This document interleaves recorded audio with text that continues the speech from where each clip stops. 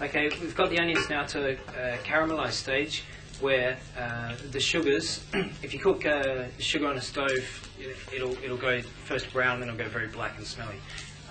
So this is the basis of making caramel. Every single food that you cook, all your meats, poultries, anything that you cook at all, okay, when it burns, toast, the whole lot, the reason it burns is because it caramelizes, and the same thing happens. It's just natural sugars.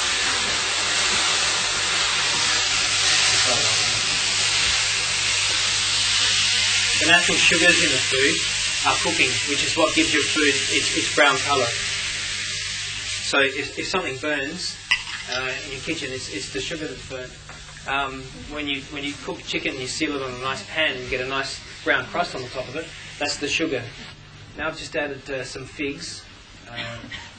Fig season lasts only for a couple of weeks, traditionally in a year. So if you see figs around, you put the figs in, cut them into quarters, add them to the onion base, and then what I'm going to do is flavour it with a little bit of balsamic vinegar, which again, as I said before, putting different textures and different tastes all together, making them complement each other.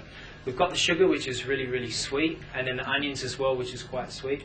The fruity taste of the fig, and the cognac, nice alcohol taste of the cognac, the slight apricot taste, and then this will give it just a tiny little bit of tart and a bit of acid.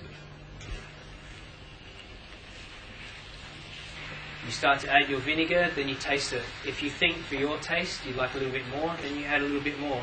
You know, recipes are a guideline, and some of them are meant to be followed completely strictly, like a souffle. Okay, we're just going to make a sauce. Now this is based on a classic French sauce, which is called a beurre blanc.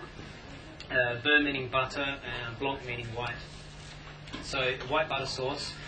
Traditionally, the white wine, which you put into a pan, and with some peppercorns, some bay leaves, and a little bit of onion.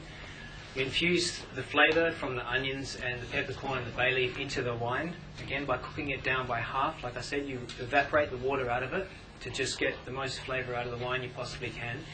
And the onions and the bay leaf and the peppercorn gives it a tiny little bit of a spice and a sweetness. Then you would strain. Then you strain the onions and the peppercorn and the bay leaf out, and with some unsalted butter, you just whisk small knobs of it in over a very, very, very low heat, small bit at a time. Okay, just going to saute the onions again, lightly caramelise them. Put the cognac in.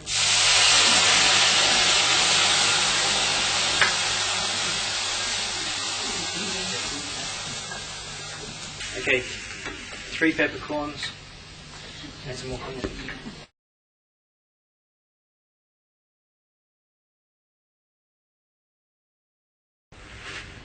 Just watch where the peppercorns are. We need to take those peppercorns out afterwards. Just want to get a slight spice into the cognac first. You don't want to be crunching into a peppercorn in the sauce.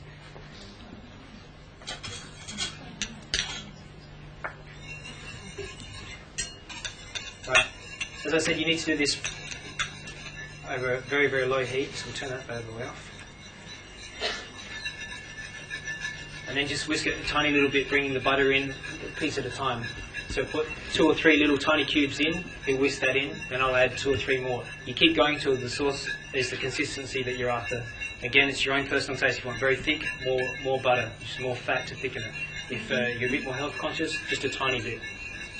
Okay, so what we'll do is we'll just serve the fruit chutney here on the bottom. I'll fry this very, very quickly. This, if you ever cook at home, will need to be done like last minute. When you get to sitting down at the table, having a quiet drink together, a little bit of a talk, you can prepare all of this beforehand. Sit this in a nice warm spot on top of your stove or next to your stove. This sauce, again, if you keep it somewhere too hot, it'll start to split. So it needs to be like a nice 37 to 40 degrees. So just alongside your oven, somewhere where it's nice and warm, but not a direct heat. So the foie gras goes straight into the pan. Again, like cooking pork products, for those of you that eat bacon, for example, you would usually not add any extra fat to the pan because there's enough. And it's the same logic here. You can see that fat coming out of it already.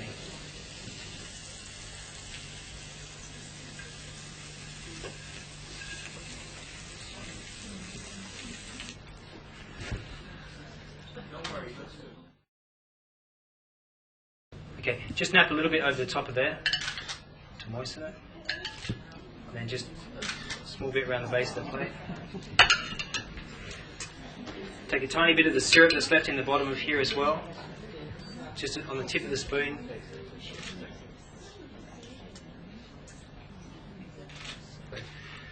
That's that final dish, and yeah.